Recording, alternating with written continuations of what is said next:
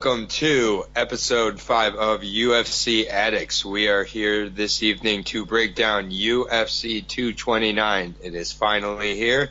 Not that we've had too much of a build-up, but it seems like it's been years of build-up really unofficially here. So Khabib Nurmagomedov versus Conor McGregor. Here's my co-host Leyton. I am Aaron. What's up, guys? Hop into the card here. You mind recapping the previous card from a couple weeks ago? Yes. The main event, just amazing. Eric Anders, Thiago Santos. I got the main event right again, but massive credit to Eric Anders. First loss in the UFC, no, second loss in the UFC, but that was without doubt his most impressive performance inside the octagon. Both guys short notice. But Eric Anders, man, just amazing. You know, I said this is potentially the first time we're going to see Eric Anders on his back, and we did. And we saw, you know, he was throwing up triangles. He was surviving on his back. His wrestling looked good. Really impressed with Eric Anders. You know, he lost, but massive faith in him going forward. Yeah. You definitely got it correct with regards to the result. I got it correct with regards to it being the fight of the night. So, you know, there's no moral victories in MMA, but in MMA predictions there are, and I got one there at least. You can't have nothing but respect for Eric Anders. He left it all in there. And if he didn't gain fans from that loss, then I don't know what to say. And it's not often, you know, you can really say that definitively, but I definitely became more of a fan of Eric Anders. I think it was his best performance in the octagon. I think, interestingly enough, both his losses have been pretty impressive performances, and I think I just hope he didn't, you know, it doesn't seem he's damaged himself too much. I think he was just exhausted. I think also those elbows at the end of the round hurt bad. I mean, so it was a little bit of pain and a little bit of a lot of pain, a lot of exhaustion, I'm sure. But overall, that whole card, that was a fun card. You know, some of the slam dunks like Sam Alvey did not come through for us. Oh man. So, you know, I know that you specifically, you had you know, a rather large parlay that came down to that one. Not to open any wounds, but. Yeah. You know, I'm sure you weren't alone in that, and I definitely just didn't see that coming. So, you know. Yeah, gutting, man. I had a big parlay. Sam Alvey was the last one to come through. But Sam Alvey's in my betting group. You know, he's such a humble guy. Nothing but respect. Nothing but respect, of course. Yeah. You know. And I think he listens to these episodes. So, yeah, fair play, Sam. Nothing but respect for you, man. Yeah, absolutely. You know, I mean, this is just why. You know, when it's just a reminder to me as I'm breaking these fights down, when I get to some of these fights, I'm like, there's no doubt about it. You know, it's just a reminder to me, you know, this sport is, unpredictable. Also, you know, with regards to Lil Nog, I don't think I've seen him look like that in years. Oh man. Just that pressure. Well, literally, we haven't seen him fight in years, but even previously to that, I think that was by far the best he's looked in the UFC. Looked like pride out there. So, you know, again, just a reminder, you know, that the sport of MMA is unpredictable. Yep. The only predictable thing about MMA is literally it's unpredictable. So. Yeah. So, you know, if anybody wants to tell you, you know, a lot of people are going to tell you one side or the other with this main event that they know how it's going to go. I don't think any of us have any idea, and let's just knock on wood, hope we get to the main event, you know, as is. Yeah. You know, not to bring up, but before we get into the card here, this is, you know, kind of breaking news right before we're going here. I'm looking, Sean O'Malley has gotten flagged by USADA for a dietary supplement he's claiming that he takes. He says he's already working with Jeff Nowitzki, but he is off the card for this upcoming weekend against Jose Quinones. Wow. That's there it is. To me. Yeah, via his Instagram. So I don't think Sugar Shane would just put that up for shits and giggles here. And he says it's part of USADA's policy that they don't have to go public, but he said he's trying to get in front of it just because he wants to be honest with his fans. He says he's working at Nowitzki and it should be figured out soon. Wow. But he's off the card for this weekend. I'm not sure at this point if Jose Quinones will get a replacement or not. I doubt it. but Sugar Shane is off of the card. So no Sugar Show this weekend. Sucks, man. Okay, so let's jump in.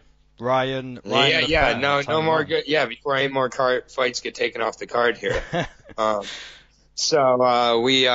We have a great card here. Obviously, they're not going to put Khabib, Conor, with not much, behind it here, and it is in Las Vegas at T-Mobile Arena. So, jumping into the first fight here at 170 welterweight, we have Ryan Laflare versus Tony Marton.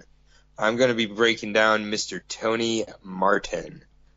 So, a little bit about Tony. He fights ATT, 13-4 record, 0 KOs in those 13 wins, 8 subs. So he's a grappler, 5-4 in the UFC. Another one of these guys who wins one, loses one, wins one, loses one. Excuse me. So his best win, kind of hard to say. I would say Johnny Case by unanimous decision at 155. Mm-hmm. So yeah, he beat some, pretty average to decent guys, but no one real of note. He's 1-0 since moving up to 170 with a unanimous decision win over Nakamura. Obviously, with 8 subs and no KOs, the guy is a grappler. But I think he has a decent stand-up. I think his boxing's good. He's got some good hooks. He likes to stand and bang once in a while from his UFC. But obviously hasn't gotten that KO power as of yet. Mm-hmm. I think he's in a matchup with a guy of similar, stature, similar skill set in Ryan Laflare. So I think both guys are really well-rounded. And, I'd say this is a toss-up. If I, had to go with somebody, which I am since we're picking here, I would pick Laflare by decision.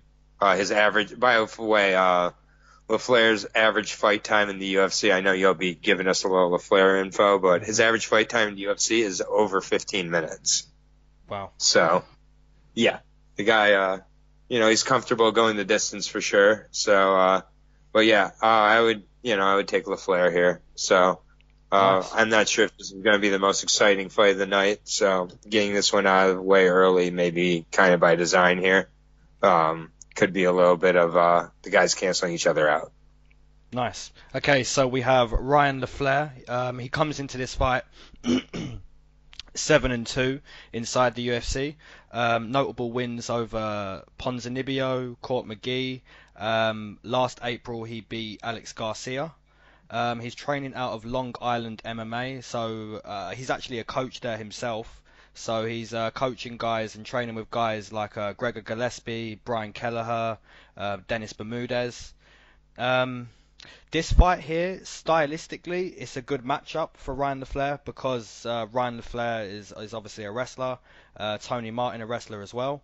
So this could come down to who has the better stand-up if Ryan Laflare isn't more dominant in the wrestling department. But yeah, it's a tough one to call because both guys are wrestlers, and stylistically it's good for Ryan because he's fighting another wrestler, and Tony Marton naturally a 155er who, don't get me wrong, in his first fight at 170 he looked good. So yeah, it's a tough pick, but we're going to disagree early on this one. I'm going to take Tony Marton. I'm going to give him the benefit of the doubt. To use that forward pressure, use those leg kicks that he showcased in his last fight. I'm going to give Tony Marton the benefit of the doubt, and I'm going to give him a unanimous decision win. Interesting. So you just see Tony Marton being the better wrestler here.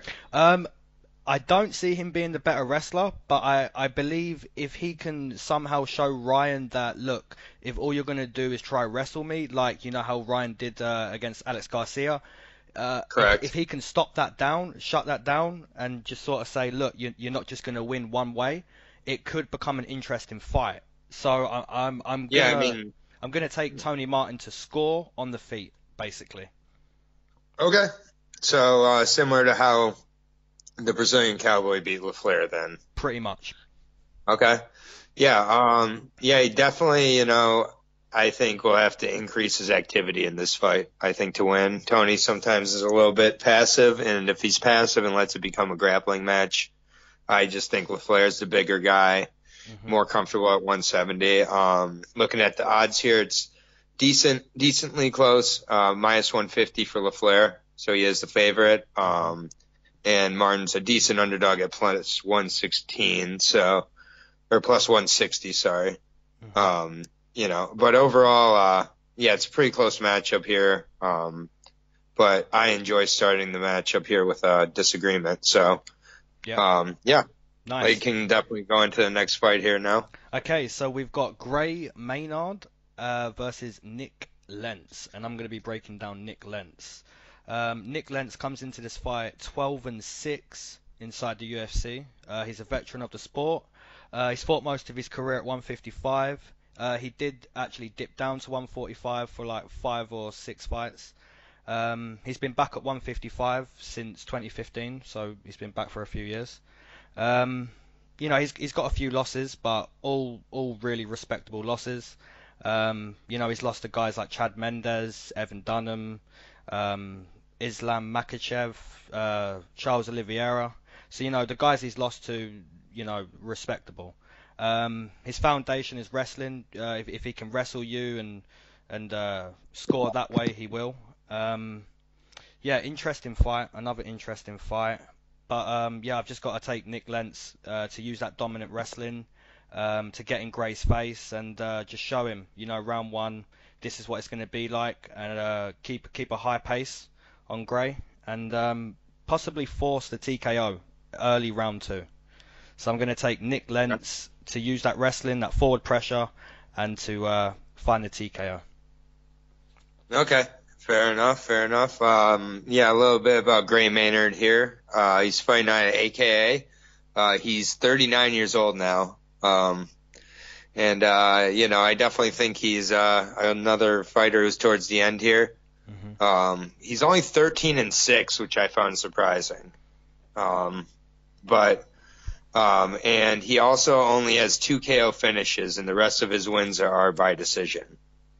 So, kind of surprising, but he's a little bit of a point fighter almost, it seems like. He's an Ultimate Fighter Season 5 alumni, along with Nate Diaz and Man Gambarian and a few others. 11-6, 1-1 in the UFC. Obviously, he's known for his battles with Edgar, and I don't know if he's ever been the same since those, both mentally and physically. He is coming off a win to Ishihara, who is another guy who I've really questioned his mental capabilities since he's kind of gotten into the upper echelon. UFC seemed to have really stalled in his career.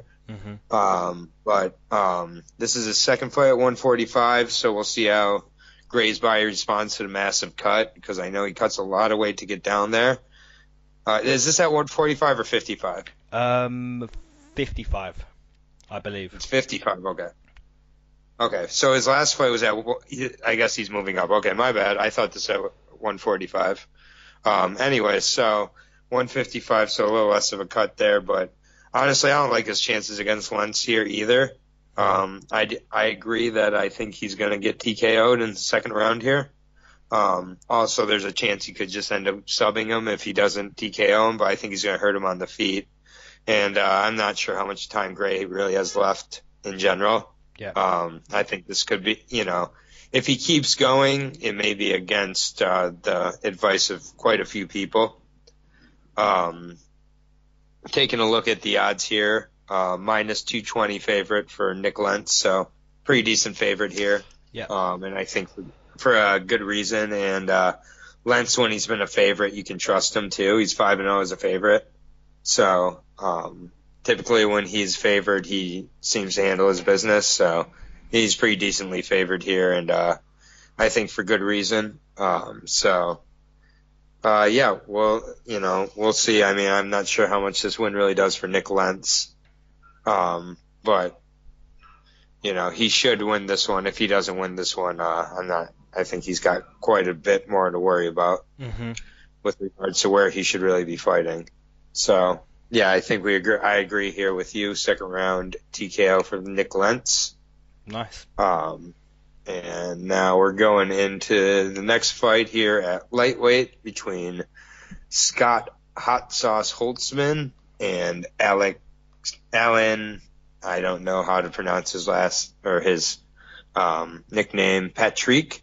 I'm going to break down Scott Holtzman first here. He fights out of the MMA lab. He's 34 years old, 11-2 record with 3 KOs and 2 subs in those 11 wins. He's 4-2 in the UFC.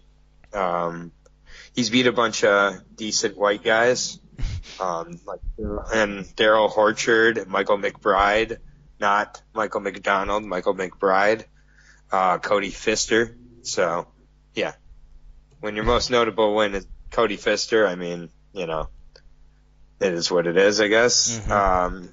He's another well-rounded guy, decent aggression, somewhat similar to Tony Marton here. I think a little less specialized, a little better of a stand-up guy, but yeah, another, pretty decently well-rounded guy. Same with Patrick. To be honest, I just think Patrick is the better guy on his feet and on the ground. And I think Patrick has taken a close decision here. And I think he's just a little better of an MMA fighter. So I'll keep it short and sweet. I got Patrick over Scott Holtzman here. Nice. Okay, so Alan Patrick comes into this fight 5-1 inside the UFC. He has more notable wins than Scott Holtzman. Those notable wins being John Makdessi, Damian Brown, Stevie Ray, Damir Hadzovic, who I recently saw in Germany live, and let me tell you, that kid he's slick. He's very legit. Yeah, this is a very winnable fight for Alan Patrick. You're fighting Scott Holtzman.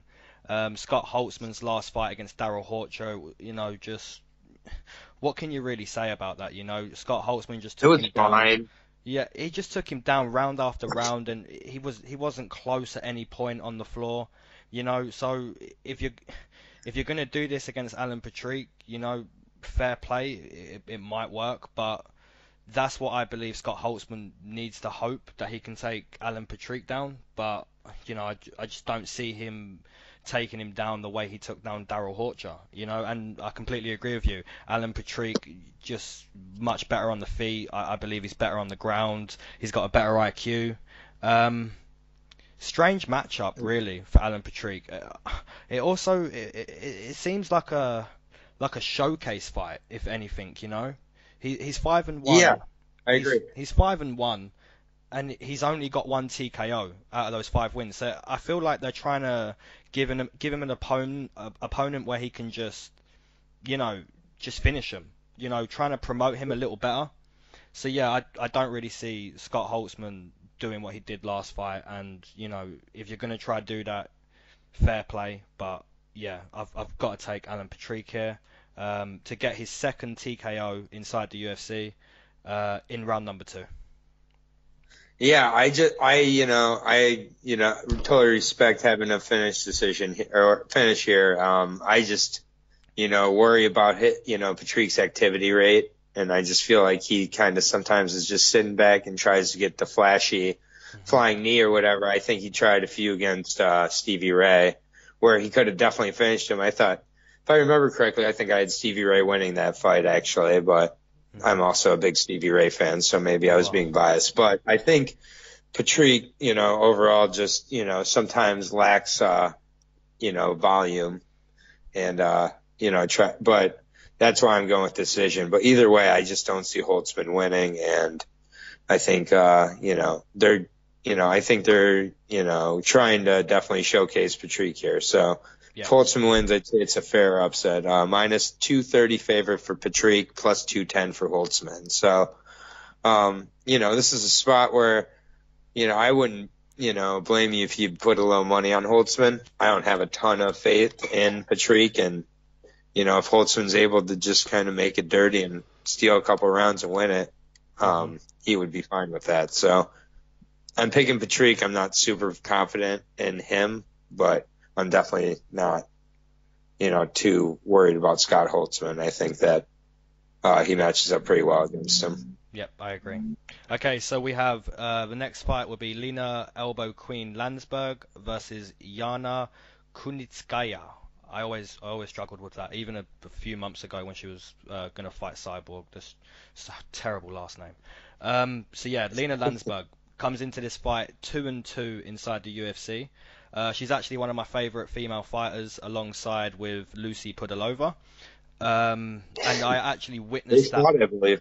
Oh, bro, I love those two girls, man.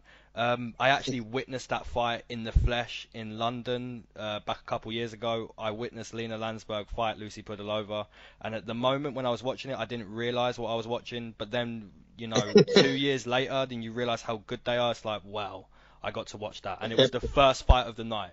This proves your point, man. You watch the full card, every card, and because you just don't know what you're gonna miss, man. So Lina Lansberg, one of my favorite fighters. When I watch her, it just screams to me, this is the female Diaz, alongside with Pudilova. So yes, great forward pressure in Lina, great boxing, really, really gritty fighter, just like the Diaz brothers. She'll stand in your face.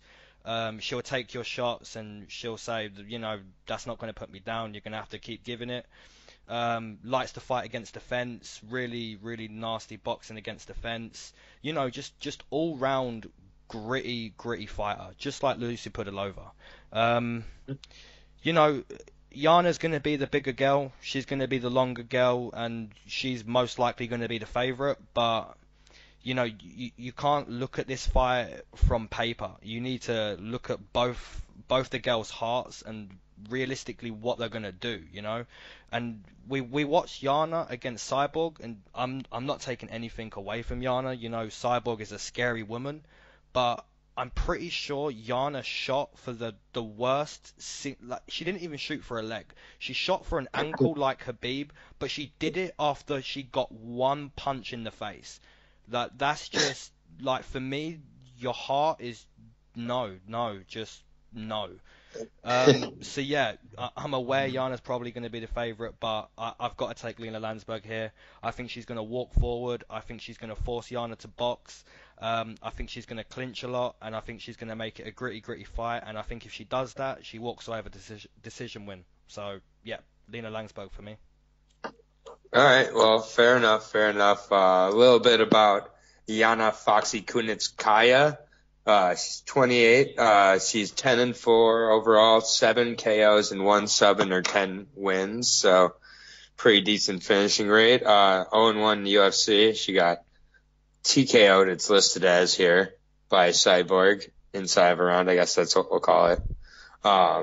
She was the bantamweight champion after Tonya Evinger went over and lost to Cyborg. Lina Lansberg also lost to Cyborg, so a lot of Cyborg survivors on this card. Mm-hmm. So, congrats to all of these females for making it to another fight. So Yana seems like a decent striker. Obviously that wasn't on display against Cyborg, but just looking at her fights for Invicta, and at least she won't have the UFC jitters, I guess. Now her debut's out of the way. Mm-hmm. She's on a much smaller stage here, although it's a big fight card. She's early on in it. So I think she's the more well-rounded of the two. But Lina, I think, has the ability to make it a much more dirty fight. Lina has a lot more experience inside the octagon and has looked decent against some decent competition. Even though, Lina did last longer against Cyborg and everything, I'll take Yana here by split. I think it's going to be a really close fight. And I think that Yana's just going to be a little more active with regards to the grappling and maybe end a few rounds on top. And that's going to weigh, I think, heavy in the judges' minds. So looking at the odds, it's pretty close, but minus 170 for Yana. So Lina's a plus 160 underdog. So good spot to get your money in, perhaps. Mm-hmm. So Lina's actually... You're taking a split? Yeah, I'm taking a split on Yana. Okay, I think it's going to be a close If that happens, that's going to be heartbreaking to me, because Lucy Pudilova lost a split, and if Lina loses a split, and they're both my favourite female fighters, that's going to be... I hope your prediction doesn't happen. Well, they don't always happen. They don't, believe it or not, sometimes I'm wrong. Interestingly enough, Lina is actually the taller of the two fighters, but wow. Yana has the reach advantage by 3 inches. Right. So Lina's 5'7", Yana's 5'6", but Yana does have the reach advantage. I think Yana may try a similar tactic to what she did against Cyborg, but be a little less afraid. Mm-hmm. So, I'll just take Yana here. I'm not super confident, and if I miss it, I'm not going to be bummed about it. But, I think that Winklejohn, Yana trains out Jackson Winklejohn. They'll come up with a good strategy against Lina here. Lina will try to make it exciting. Yana won't care about excitement and maybe grind out a boring decision, but I think she'll get it. Fair play. Okay, so moving on to Aspen Ladd versus Tonya Evinger. And you're going to break down Tonya? Yep, a little bit about our girl Tonya Triple Threat Evinger. She's now 37 years old, so she's getting up there a little bit. 19-6 record overall, 8 KOs and 7 subs in those 19 wins. She's 0-1 in the UFC. She's another Cyborg victim, but she made it to the 3rd round before succumbing to some pretty decent knees from Cyborg. She hasn't fought since then. She does have a win over Yana by rear naked choke and Invicta. So her nickname, says she's a triple threat, and that's definitely what she is. She's got 8 wins by KO, 7 by sub, and 4 more by decision. So, she can, she's definitely well-rounded. She can mix it up on the feet and the clinch or on the ground. And I think that's where she's going to shine, is by making this a real dirty fight. Aspen Ladd I've been really impressed with, but I know she's had some weight issues at times, making the weight cut, and I like Tonya's experience, and I think Tonya's going to be the bigger fighter here. And I think she's going to make it ugly and get a unanimous decision. Nice. Wow. Okay, so Aspen Ladd comes into this fight 6-0 in her pro career, 1-0 inside the UFC. She has 1 loss, which was outside of her pro career, and that came in 2014, but that was a legitimate loss. She lost to Cynthia Calvillo, so, taking a loss outside your pro career to a girl like that's fair play. Aspen Ladd, very young fighter. I think she's only 23. She seems fairly well-rounded in every area. The only issue really was, the weight cut in her last scheduled bout. I don't know if that's a discipline thing or if she's cutting too much. We don't know. She's probably going to make weight this time. So, how do I see this fight going? Tonya Evinger, you look at her fight against Cyborg and you have to admire her chin. Her skull took a lot of damage, but she kind of just kept walking forward and taking shots. If she can do that against Aspen Ladd and somehow tire Aspen Ladd out and find a TKO late, or maybe win a decision, like a split decision, then fair play. But that's the only way I really see Tonya Evinger winning. She's 15 years older than Aspen Ladd. Aspen Ladd looks good. We've seen her once. She looks good. So I'm going to take Aspen Ladd via decision. But yeah, if Tonya wins, it's probably that she's taken Aspen Ladd's best shots for over 10 minutes, and now Aspen Ladd's tired. But yeah, I'm not gonna assume that's gonna happen. I'm gonna assume Aspen Ladd shows up and she looks good and she gets the decision. Nice. So is that 4 of 5 disagreements so far, or 3 of 5 disagreements? 1, 2, 3 of 5. 3. Yeah, that's 3. Nice. Yeah. Well, I mean, the odds do have it with Aspen Ladd here. She, it kind of depends on where you're going. It opened as Aspen Ladd at a minus 250 favorite. It's now at 115.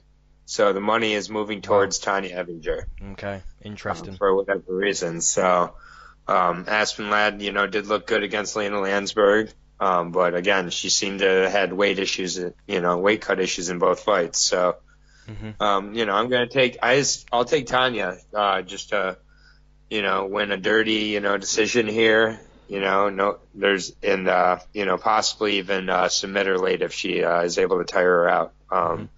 But it's interesting that Tonya, I think, is going to be the bigger fighter, yet have an easier weight cut. So, unless, Aspen has maybe hired a nutritionist or gone with a, better camp, I'm not sure. But either way, I'm banking that she continues to have a little bit of a struggle with her weight cut, and Tonya, being a professional, is ready to do it. So, Tonya by UD, you have Aspen by UD? Yep, I do. All right. Fair enough. Moving on to the next fight here, we have Jalen the Tarantula Turner versus Vicente Luque. Luque? Yep, the silent assassin. Is that 170? Yep. And I'll start out by breaking down Jalen Turner here. Jalen the Tarantula Turner, who is stepping in on short notice, I believe, for somebody. Do you know who? I don't. I don't know who that was. Okay. Yeah, so I know he's 7 on short notice, but anyway, so Jalen Turner, 23 years old, fighting Adrenaline Combat Sports. It's a smaller team in Phoenix. He has a 7-3 record overall.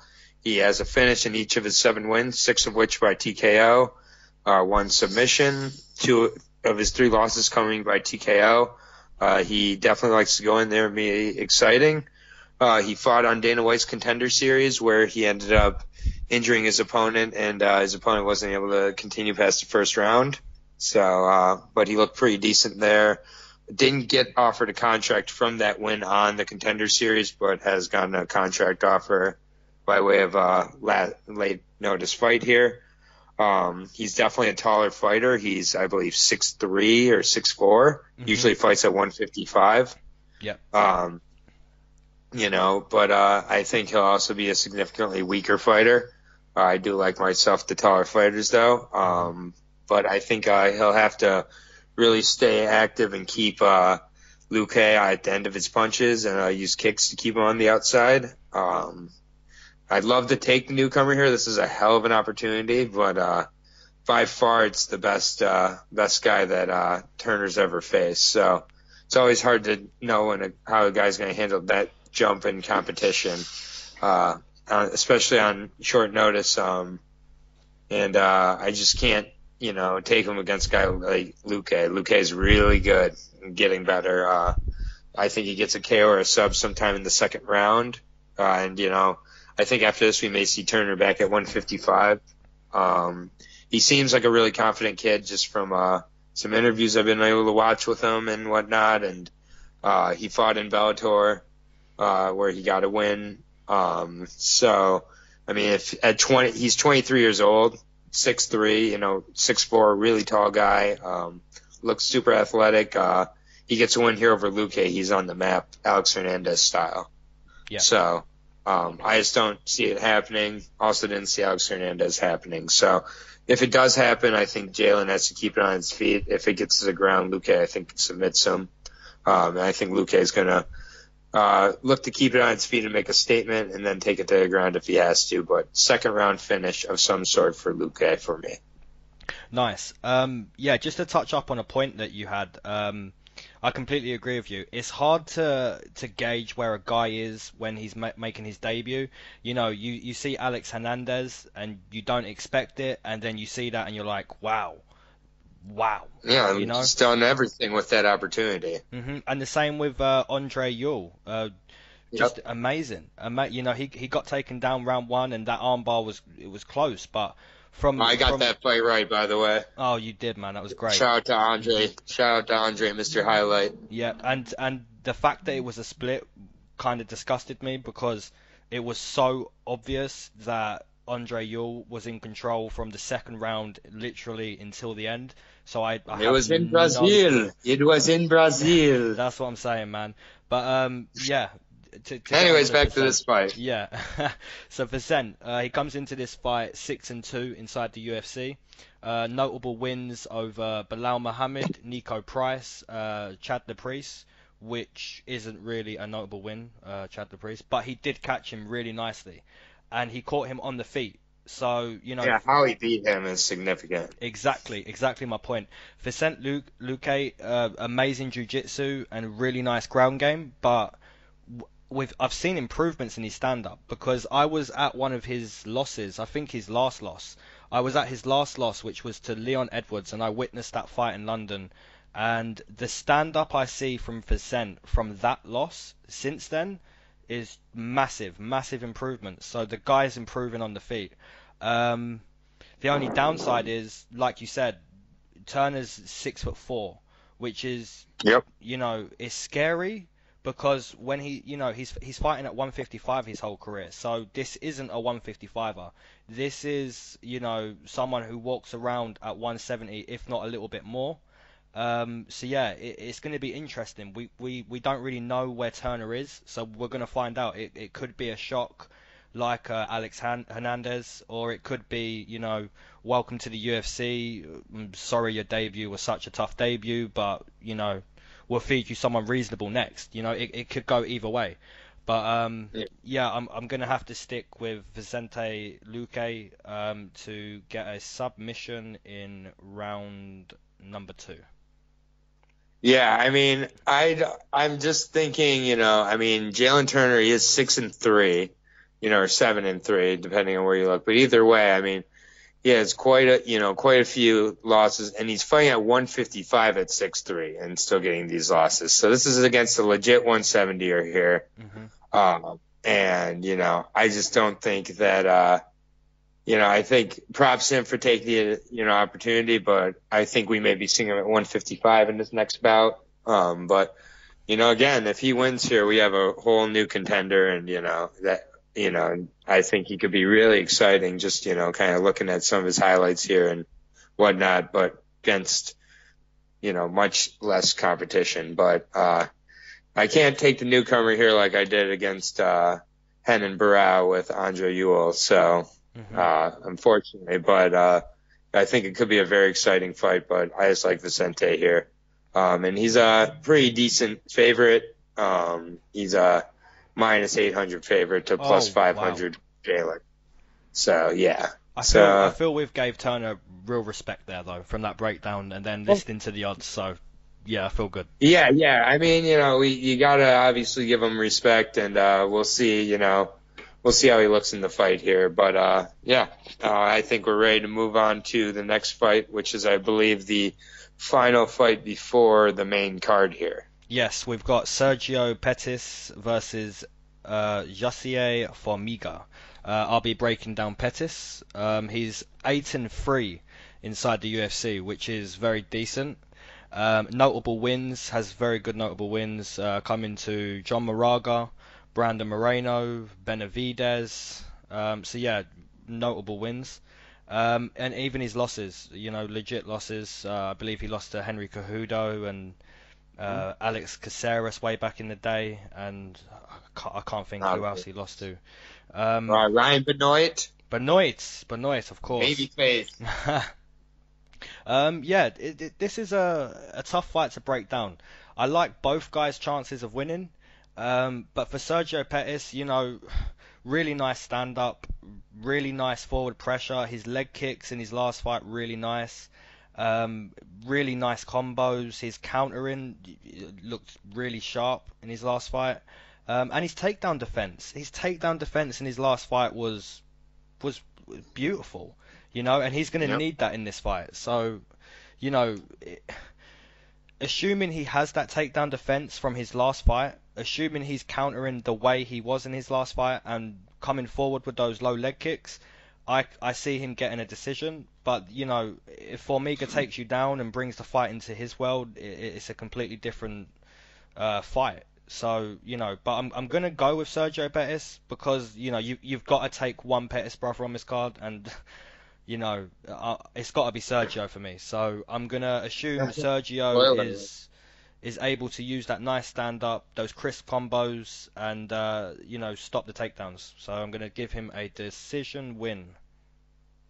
All right. A little bit about Jussier Formiga da Silva. 33 years old, fighting out of ATT. So another American top team fighter on the card here. 21-5 record, 10 of those wins coming by submission. He has no KOs in his career. So he definitely a grappler, likes to get it to the ground. 7-4 in the UFC, so similar record to Pettis there at 8-3, but 7-4. Notable wins over Ben Nguyen, Dustin Ortiz, Wilson Hayes. His losses coming to Ray Borg and Cejudo, Benavidez, and Dodson. So Benavidez and Dodson both KO'd him early, and Ray Borg and Cejudo both got pretty close decisions. So, for Formiga, it's getting it to the ground here. He does not want to get into a stand-up battle or a karate match with Pettis here, obviously. He's a world-class grappler, and I think the real question in this matchup, it really is about Sergio. You look at the guys who Formiga's lost to, and he's only lost to the top of the line at 125, and he's always been at 125. I know Sergio's kind of gone up and down here, and as he gets older, I'm not sure how easy the cut is on him. Formiga is definitely a flyweight. So I'm taking Formiga by decision here. So we have another disagreement here on the card. And I think it's going to be a very close fight, and I think it's a grappler strikers matchup. Mm-hmm. I really, really think that he's the better grappler here, and he's going to win a decision. So I'll take Formiga. Both guys have fought pretty much everybody. Between the two of them, they fought everybody at 125. Mm-hmm. And they both have, lost to just about only the best at 125. Pettis is going to be the more active guy on the feet, but I'm not sure how long it's going to be on the feet. The odds have it with Pettis here. So Pettis is the minus 150 favorite. Formiga is plus 150. So, definitely a close fight here. We shall see, but we want to have another disagreement here. So we'll go through it at the end here, but this definitely is going to be the most disagreements we've had on a card, I think, already. For sure. Just a sign of how close it is. Next fight would have been Sugar Shane, but that fight is no mas for now, so we would have agreed on that probably. Yeah, 100%. That's boring enough, so we'll get rid of that one, and we're on to the main card. So go ahead and, you can lead us off to start the main card here. Okay, so we have Michelle Waterson, the Karate Hottie, versus Felice Lil Bulldog Herrig. I'll be breaking down Felice. She comes into this fight 5-2 inside the UFC. Notable wins over Alexa Grasso, Courtney Casey, and Justine Shit Happens Quiche. Losses to Paige Van Zandt, and in her last loss she lost to Carolina, and I was there that night in New York. Very close fight between both ladies, really tough fight. I like Felice wrestling. Felice has really good wrestling. Stand up isn't the greatest, but she uses her forward pressure pretty nice to set up the takedowns. It's another tough one to call, man. This card is just full with tough calls. I'm gonna give Felice the benefit of the doubt here that she does take the fight to where she needs to take it, to the floor. I believe when she takes the fight to the floor, she's in control. She's amazing ground control when she takes the fight there. I'm going to give her the benefit of the doubt, man. I just think, she gave Carolina a real good run for her money in basically a kickboxing match. She couldn't really find the takedown there, and she gave Carolina a great run for her money on the feet. So I'm assuming she uses the same forward pressure and she's able to take down Michelle Waterson. Having said that, Michelle Waterson is no slouch anywhere the fight goes. So really, really, really tough fight to call, but I'm going to give Felice the benefit of the doubt. I'm going to assume she takes the fight to the floor and she grinds out a decision win. Okay. So the Karate Hottie, Michelle Waterson, fights out of Jackson Winklejohn. So that's another female fighter fighting Jackson Winklejohn on this card. So she's 15-6 overall. Although she's called the Karate Hottie, 3 TKOs and 9 submissions in her 15 wins. So impressive. I think her nickname's a little bit smart. Although she is a great karate practitioner, I think it sets people up for a false expectation as to who they're fighting.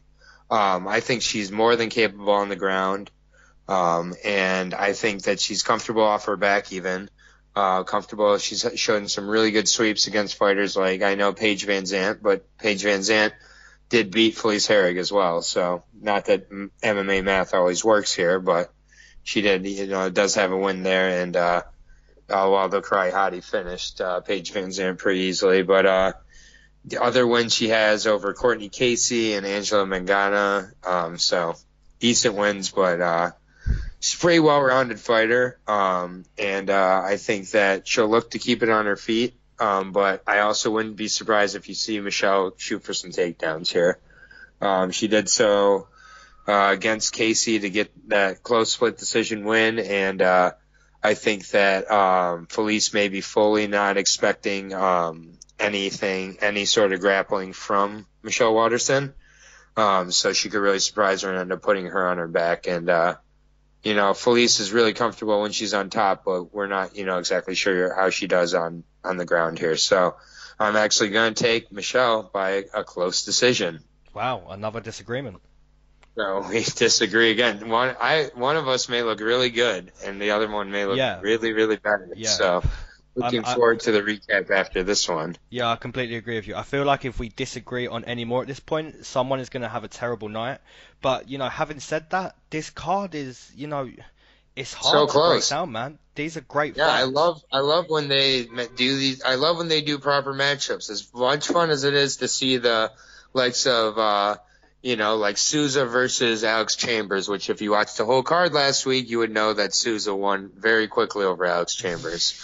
And those showcase fights are fun to watch, but I also love a close matchup. And, although a lot of these may lead to decisions, and sometimes people falsely assume that means the card's bad, decisions often mean that the matchup was just, properly matched up. And right here, I mean, the odds are plus 110 for Waterson, minus 130 for Herrig. So Herrig's the slight favorite, but, by no means is this, is it overwhelming here? So, both, it's going to be a close one, but I am Michelle Waterson by decision.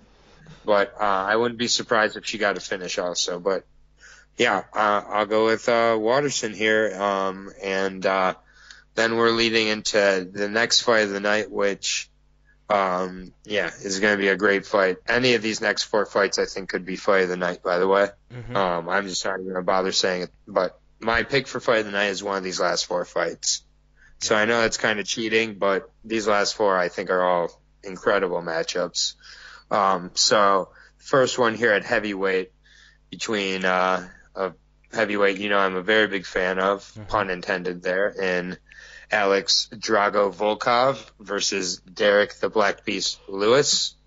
I will be breaking down Alexander Volkov, the Russian giant, 6'7", out of he's 29 years old. He's fighting out of Strela team, some team in Russia, bunch of big Russians on his team.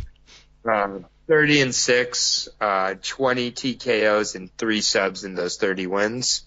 He is undefeated in the UFC at 4-0, coming off 2 straight TKOs over one of my former favorites, Stefan Struve, and Fabricio Verdum for those 2 TKOs. I called that Fabricio Verdum one, by the way, 4th round. He also has wins over Roy Nelson and Timothy Johnson, both by decision. So, he's a former Bellator heavyweight champion, so he's been champion before, and I think he could be on his way to being a champion again at some point here. I really like this guy a lot, and he doesn't slow down as the rounds go on like a lot of fighters do. He has a 3rd round TKO over Struve, 4th round TKO over Verdum. And I just find that to be super encouraging coming from a heavyweight. To, continue to go. I brought that up with Augusto Sakai last week, or our last breakdown against Chase Sherman, and I gave that as a reason why I thought Sakai had a good chance to get a late TKO, and sure enough, he got a third-round TKO. These heavyweights who can really pace themselves and maintain their weapons throughout 3 rounds or 5 rounds, in the case of Volkov, which he's shown, are incredibly dangerous. Also, he, is not afraid to fight from adversity. So he's not afraid to get beat up, lose some rounds, and come back. And this is a great fight here, I think, against the Black Beast. I'm just not 100% confident in Lewis's back and that he's fully healthy here. He had a very lackluster fight against Francis Ngannou. Some people call it the worst heavyweight fight ever. Definitely wasn't the best heavyweight fight. And I just think Volkov is a huge factor in heavyweight division, and I think Lewis is rushing himself back. He's anxious to try to prove something.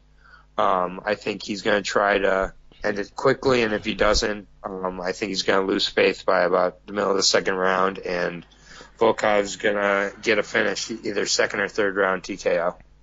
Nice.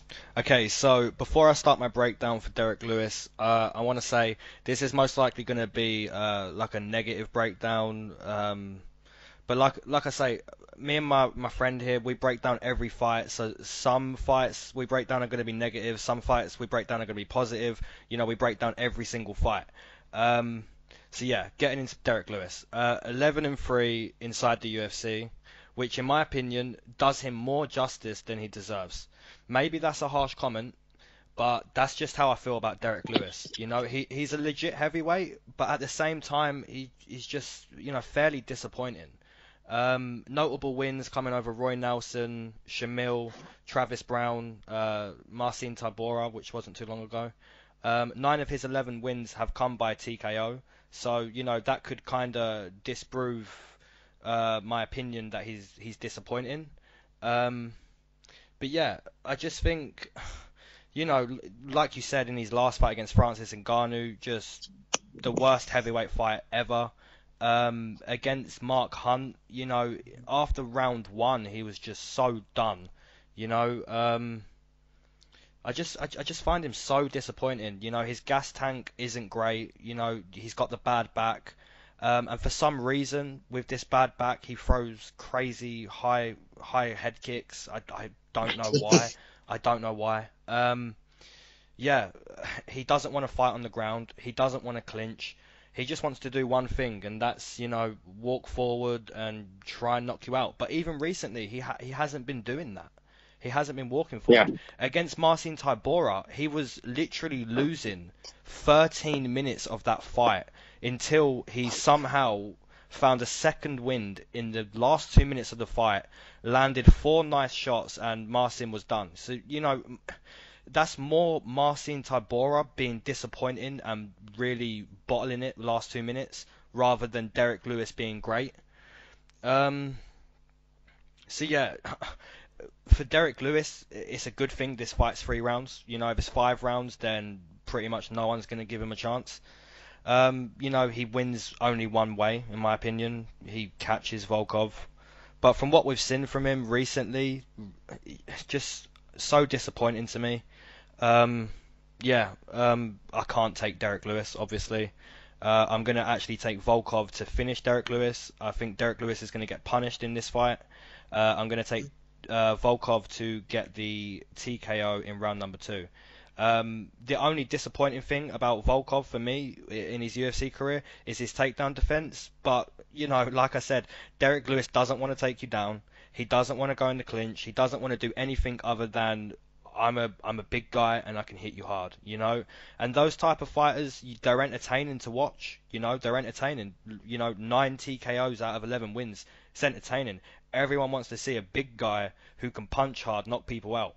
But if that's all you can do, you're going to realize, and Derek Lewis has realized, it's not going to work against everyone. That's his only chance, and he's got a good chance because he hits hard, man. And he's going to hit Volkov. There's no doubt about it. But yeah, I can't take Derek Lewis based off of one thing, and like I said, I find him disappointing recently. So yeah, 100% round two, Volkov TKO. Yeah, and I think Volkov could even mix in some takedowns here. Mhm. I just think, overall Volkov is really, he's a well-rounded guy. I was surprised he only has 3 submissions. I think overall he's, really on the rise here, and he's getting better with each of his UFC performances here. He's capable of finishing the fight at any point. I think the first round is going to be his most dangerous with Lewis, and as long as he's smart enough there, I think he gets finished at some point in the fight. The odds here have Derek Lewis at plus 155 and Volkov at minus 170. Mm-hmm. So after this win, Volkov, is what, 1 or 2 fights away, right? Yeah, 100%, man. Yeah, so we will see. But you want to go ahead and lead us into the next fight here? Yep. Okay, so the next fight we have OSP versus Dominic Reyes. I'm going to be breaking down OSP. Comes into this fight 11-6 inside the UFC. He's been in the UFC now for 5 years. So, yeah, that's 17 fights inside the UFC in 5 years. And that's unbelievable. That's 3 fights a year, every year for the last 5 years. So, an extremely active light heavyweight. Probably too active. A lot of guys. Yeah, probably too active. Notable wins coming to Jean Volante, Nikita Krylov, Mauricio Rua, Corey Anderson, Tyson Pedro recently. So, he's beat some really good guys. Losses coming to Ryan Bader, Glover, John Jones, Jimmy Manoa, Volkan, Latifi. So, he's fought everyone in light heavyweight. Pretty much every single fight he's had in the UFC over the last 5 years have been legit. Apart from one about a year ago, it was short notice and it wasn't really a legit fight. But so all respectable matchups for OSP. Has a very legit arsenal. Stand-up's really nice. His ground game's very nice. Very, very legit all round. He kind of reminds me of like quite a bad version of John Jones. I've played him down there a little bit, but that's a compliment in my opinion to OSP. So yeah, tough matchup for him. Dominic Reyes, we've seen how good he's looked in the UFC. Just knocking people out. He looks really good. OSP, like I said, 17 fights in 5 years. He's fought a lot of great guys. He's taken some damage. He's given some damage, So another fight where it's just really hard to break down. But I just feel OSP's been just too active, and the chin has faded a bit over the years. So yeah, I'm gonna stick with the up and comer here in Dominic Reyes to get a TKO finish in round number 2. But I wouldn't be surprised if OSP could finish him literally wherever the fight goes, on the feet, on the floor, a decision. It's a really tough pick, but I like what I've seen from Dominic Reyes in his UFC career so far, and I'm gonna assume he's gonna continue that and knock out OSP in round 2. Okay, a little bit about Dominic the Devastator Reyes.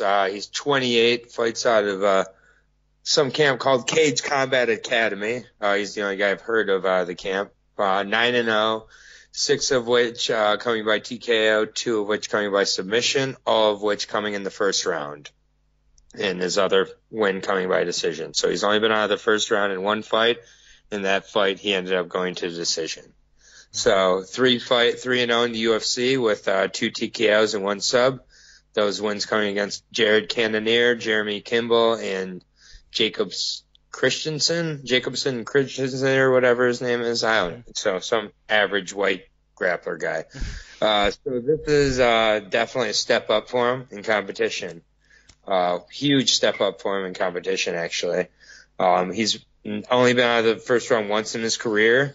So he's a total finisher, and most of his fights last about 3 minutes or less. So OSP is an absolute vet, but, I'm really questioning his durability at this point. He's just been too active. And he's not slowing down. He's going against, keeps going against these super high damaging guys. He didn't take a lot of damage against Vulcan. He did end up, I believe, in a split decision against Vulcan.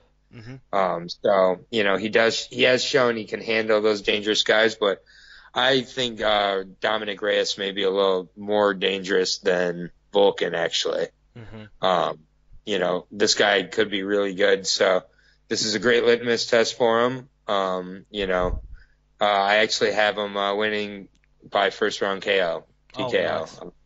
So I do have Reyes, making a statement here and becoming a new contender at 205. And, again, another guy who, I'd love to see against Anthony Smith. I don't think there's a lot of guys I wouldn't want to see against Anthony Smith, though. Oh, for sure. But, I think 205 could quickly become an interesting division if Santos decides to stick around. And I think even Anders I'd like to see stick around at 205, and have a proper camp. But anyways, I do have Dominic Reyes, and we're just taking a look at the odds here before we go on. Dominic Reyes is the minus 200 favorite, so pretty decent favorite here over OSP at plus 180. So I have a first round KO here. Nice. For Mr. Reyes. Nice. Okay, so we have Tony Ferguson, Al-Kakui versus Anthony Showtime Pettis in the co-main event, and you're going to break down Al-Kakui? Yep. Tony El-Kakui Ferguson, 34 years old, 34 years old, 13-1 in the UFC. He's had 10 straight wins here. He is coming off of knee surgery after tripping over some wires in preparation for Khabib. But he immediately was, working out and appears to be fully back. So the guy's an absolute animal, and I love watching him fight. He definitely changes his style from fight to fight. And he's got, I think, the most aggressive bottom game in MMA. So I'm really impressed with how fast he's coming back here, and I hope to see him at his best. And I think this is a super rough matchup for Pettis. I think this is the kind of guy that Pettis really struggles with, a guy who really grinds and, tries to hurt you. And I'm just not sure Pettis has that dog in him anymore that can beat a guy like Ferguson, with all due respect. And I know both guys can have a legitimate bottom game, can sub from the bottom. So, and I think there could be fireworks on the feet. So I think Ferguson makes it a little bit dirty, ends up hurting him, and may latch onto a sub in the third round after Pettis is kind of exhausted, and maybe some sort of Darce or a modification of a Darce. I think Tony, again, will be in line to get his title back, which I'm not really sure he ever should have gotten stripped from, considering he's fighting on the same card still, even though he's coming off of a knee injury. But I have a late submission in the third round for Tony Ferguson here. I like him to, really try to mix it up, get the fight to the ground when he needs it to, but start on the feet, mix it up, and see if he can hurt him. But third round submission. Nice. Great fight to break down. I really love breaking down a fight like this because Tony Ferguson is such an unorthodox fighter. When you break down how his opponent will win, it's crazy. So Anthony Pettis comes into this fight 8-6 inside the UFC. I said earlier on about Derek Lewis having a record that does him more justice than he deserves. In my opinion, this time, Anthony Pettis has a record that doesn't do him justice. He's much better. He's a much better fighter than 8-6. He used to be the 155 champion. Wins over Jeremy Stevens, Joe Lozon, Donald Cerrone, Benson Henderson, Gilbert Melendez, Charles Oliveira. The list goes on. The guy has defeated a lot of legit fighters. He went on a 3-loss streak where he lost the title to RDA. Then he went on to lose to Eddie Alvarez and Barboza. He tried his hand at 145 where he just got taken out by Max Holloway. So the guy's lost to legit fighters as well. So, his record doesn't do him justice here. 8-6, he's better than that. So yeah, how does he win against Al Kukui?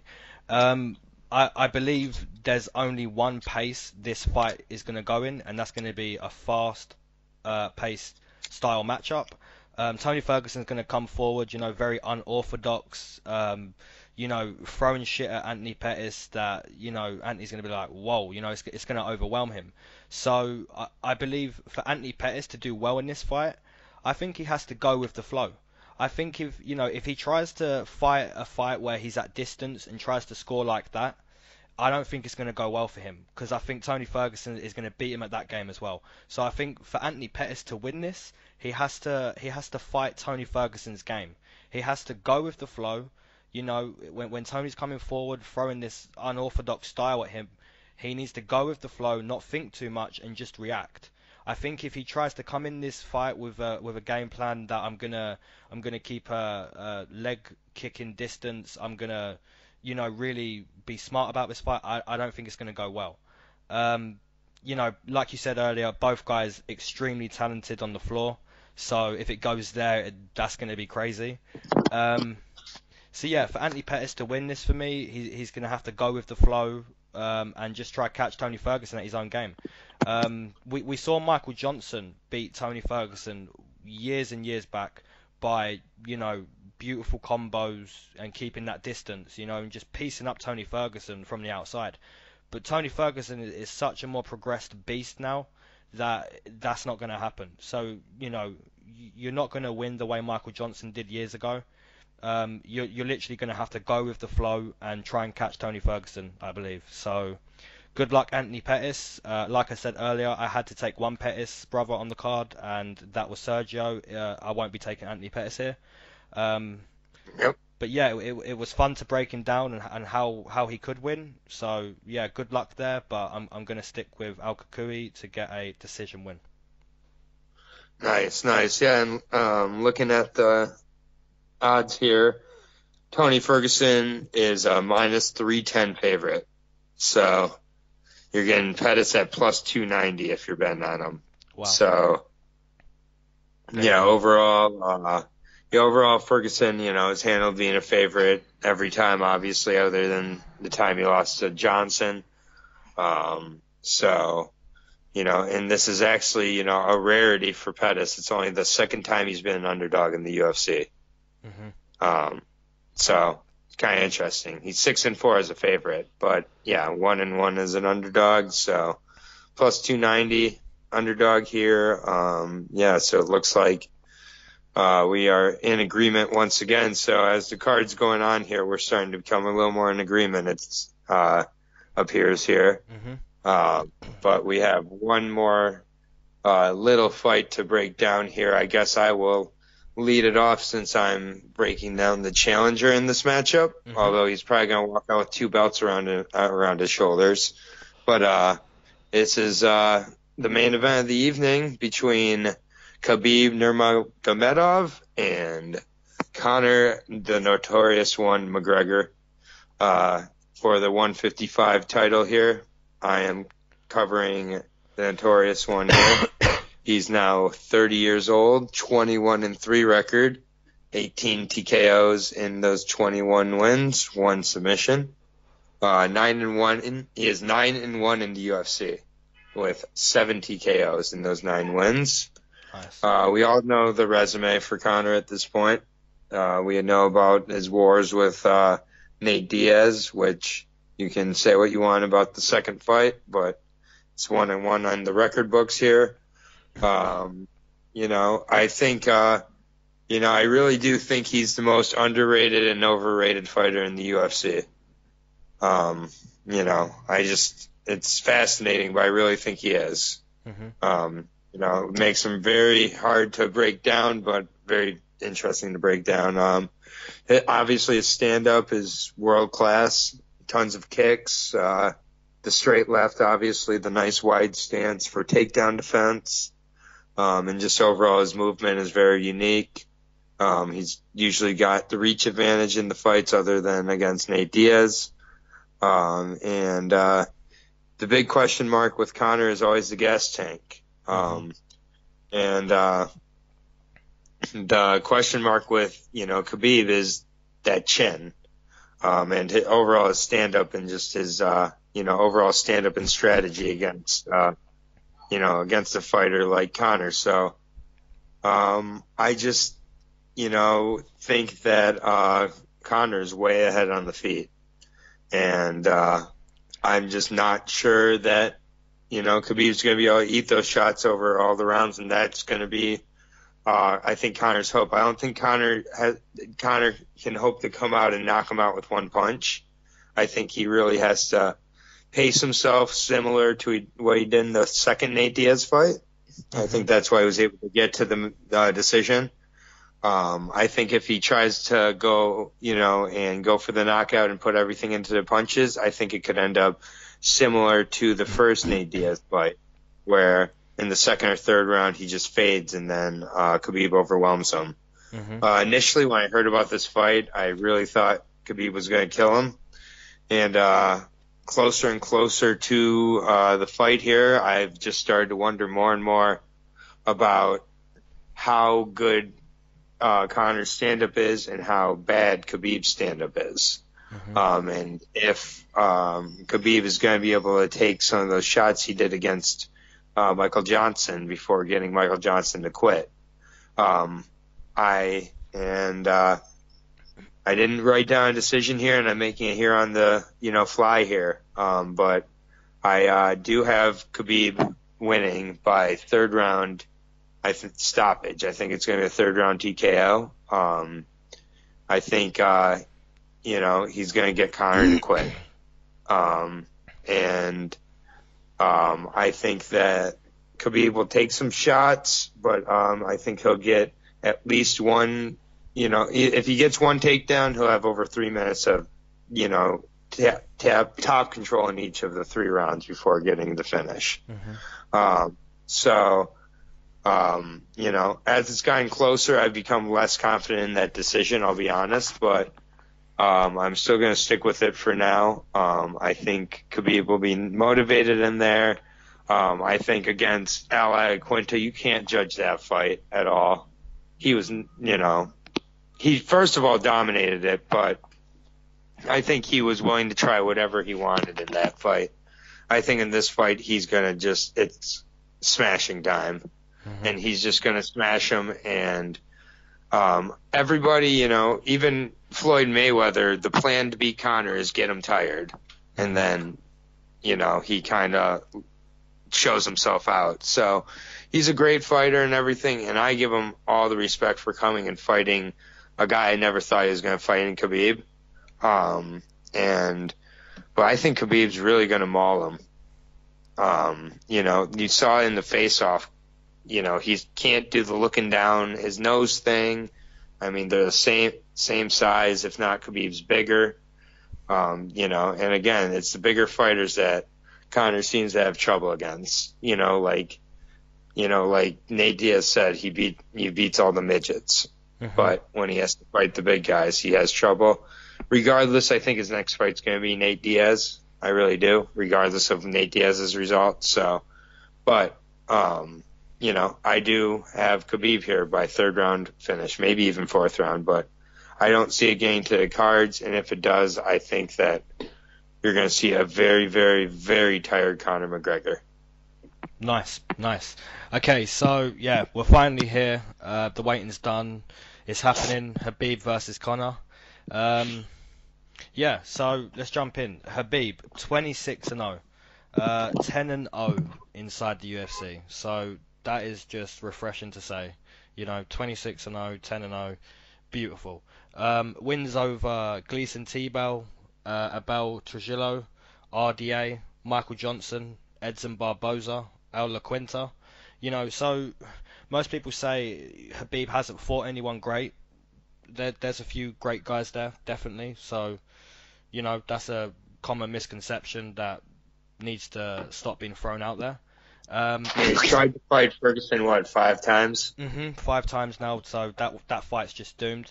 But yeah, you know, Khabib's fought some good guys, but I do agree he can fight some better guys, and that's what's going to happen now because he's the champ, and he's only going to get the number one contender from here out. So that's great.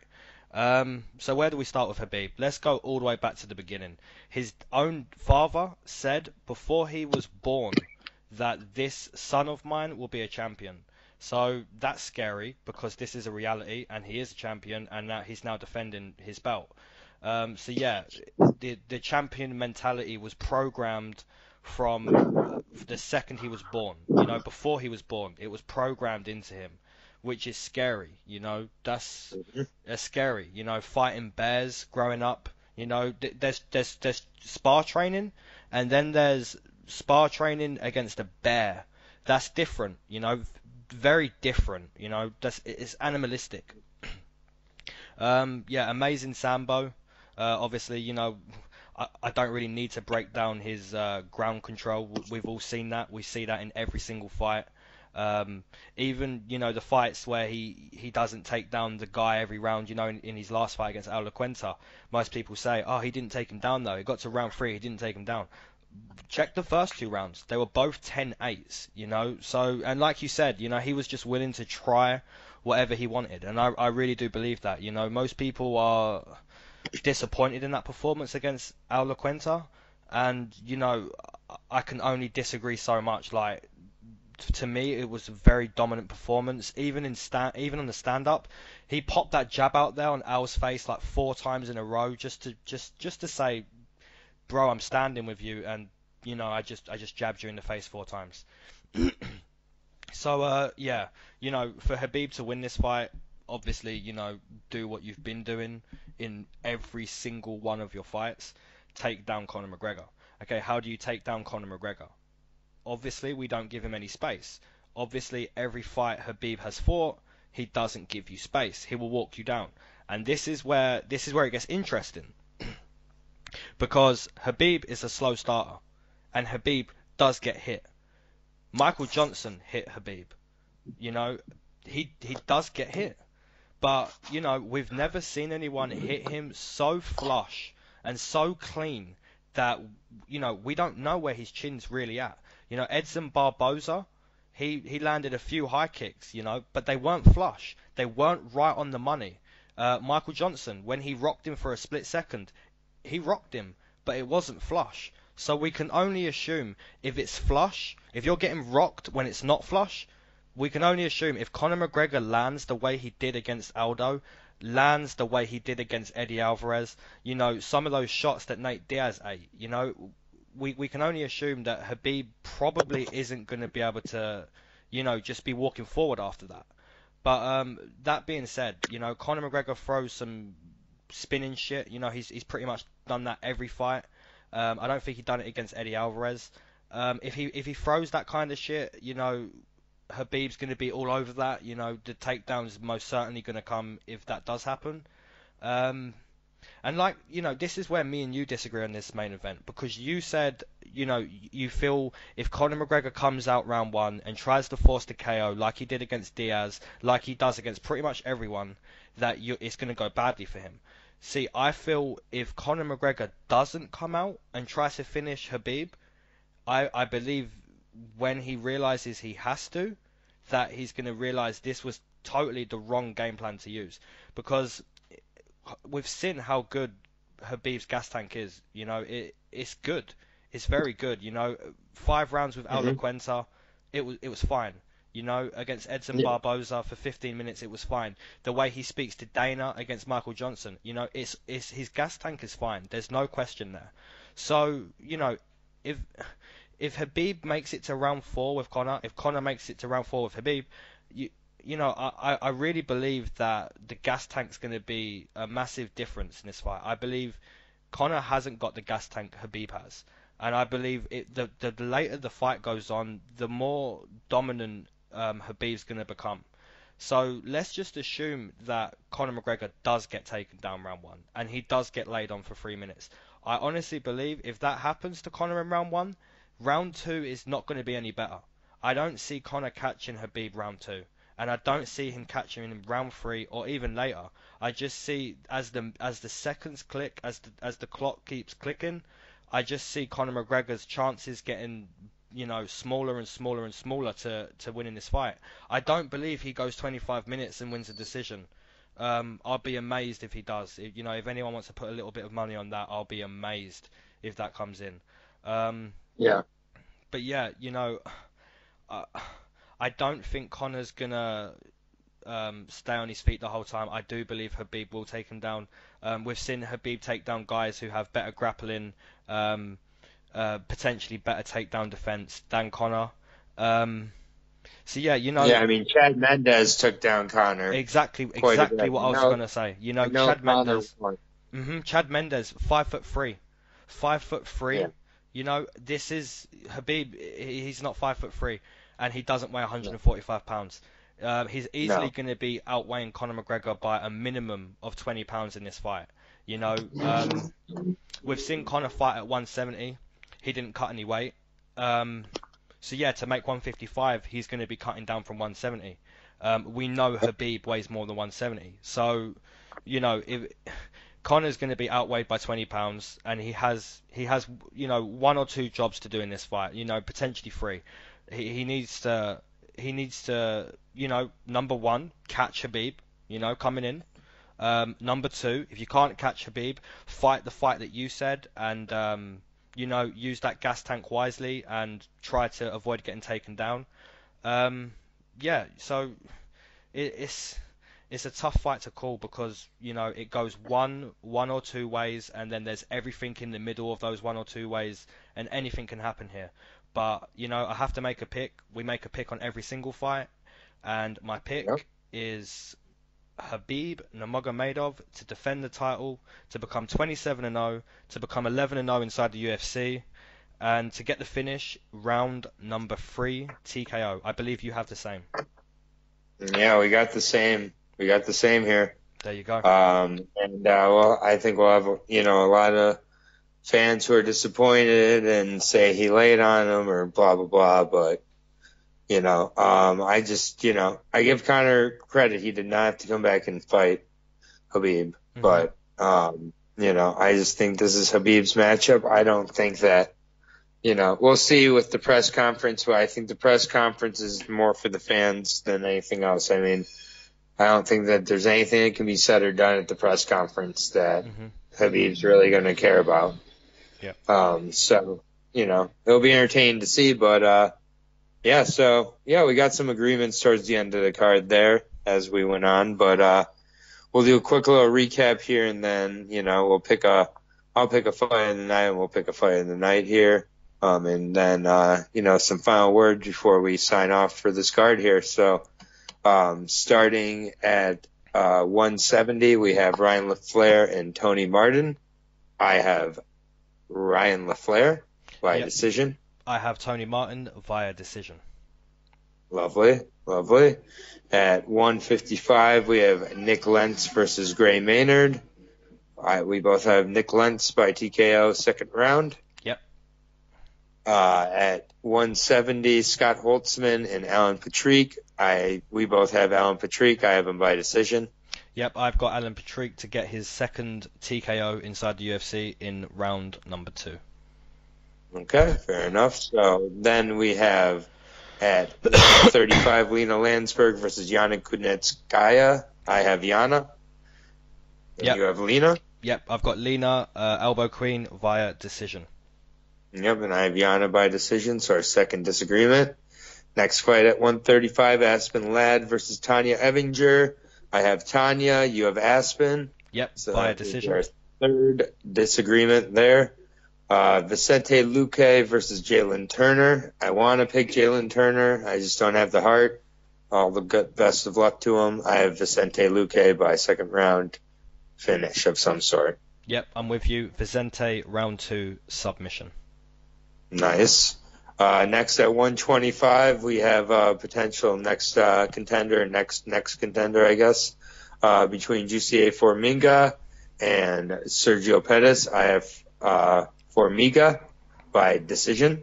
Yep, I'll be taking Sergio Pettis via decision. All right, nice. No more Sugar Shane versus Jose Quinones because of Sugar Shane's USADA test. Next fight, Felice Herrig versus Michelle Waterson. I have Michelle Waterson by decision. Yep, I've got Felice, Lil Bulldog via decision. One thing I've noticed in all of our disagreements, pretty much, the disagreements to a decision. So it just shows how close pretty much every fight is. Yeah, it makes complete sense. Makes complete sense. Those are super close matchups. I wouldn't be surprised if there was a finish in any of them either, but definitely, regardless, still close matchups. Next is my pick for fight of the night. I'm giving Derek Lewis some credit that he's going to give some fireworks here, but it's not going to be enough against Alexander Volkov as he gets the late second round finish after some fireworks in the first. Yep, I agree with you. Volkov via TKO, round number 2. Nice. Next at 205, Dominic Reyes versus OSP. I have Dominic Reyes passing with flying colors and getting the first round finish by KO. Yep, I'm with you. Dominic Reyes via TKO in round number 2. Okay, next we have the co-main event between Tony El Kukui Ferguson and Anthony Pettis. I have Tony Ferguson with a third round submission.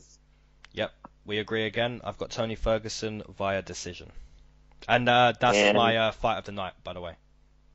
Okay, all right. Good choice. And finally, in the main event of the evening, some guy named Khabib versus Conor McGregor. I'm taking that Khabib guy by third round TKO. Yep, I'm taking the guy that fought bears as a child.